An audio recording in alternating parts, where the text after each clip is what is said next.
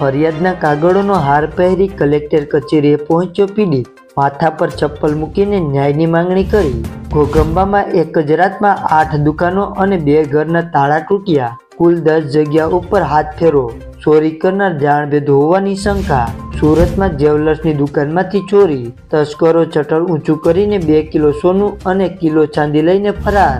અમેરિકામાં 5 વાહનો વચ્ચે ભયંકર માર્ગ અકસ્માત, 4 ભારતીયો જીવતા ભૂંજાયા। સનાર ગામમાં મહિલાનું મોત થતાં લાશને કમરસમાં પાણીમાંથી ઉપાડી લઈ જવાય, લોકો બન્યા મજબૂર। જૂનાગઢમાં ગેસનું રેગ્યુલેટર ચાલુ રહી જતા પરિણામ આવ્યું ગંભીર, પરિવારના 4 સભ્યો ગંભીર રીતે દાઝ્યા। માતાનો ઈલાજ કરાવવા આવતી યુવતીનો ભોગ લેવાયો, દરગાહના મુંજાવરે પાણી પીવડાવી દુષ્કર્મ આચર્યું।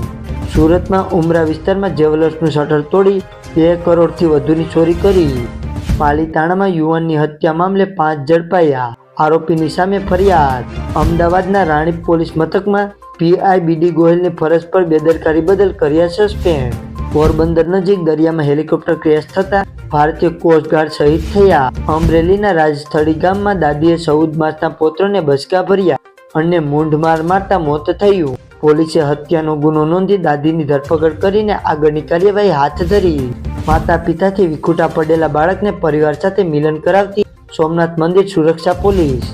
સુડા તાલુકાના સોંઠા ગામે શિક્ષકના ઘરે તસ્કરોનો હાથ ફેરો। સુરતમાં કીમ નદીનું રૌદ્ર સ્વરૂપ સામે આવ્યું। કઠોદરામાં નદીના પાણી ફરી વળ્યા। વાહન અને ફોન ચોરી કરીને ઘરફોડ ચોરી કરતા 5 લોકો ઝડપાયા। આણંદના બિલ્ડર સાથે 3.22 કરોડની ઠગાઈ, સુરતનો સ્વામી પોલીસની પકડમાં। 2 દિવસના રિમાન્ડ મંજૂર।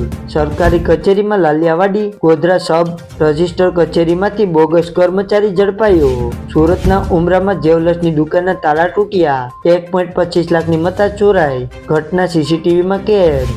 ગુજરાતમાં ભારે વરસાદના કારણે 49ના મોત, સરકારે 20 કરોડથી વધુની સહાય ચૂકવી। તો મિત્રો, આવા જ બીજા સમાચાર જોવા માટે અત્યારે જ અમારા વિડીયોને લાઇક કરી અને ચેનલને સબસ્ક્રાઇબ કરી દેજો।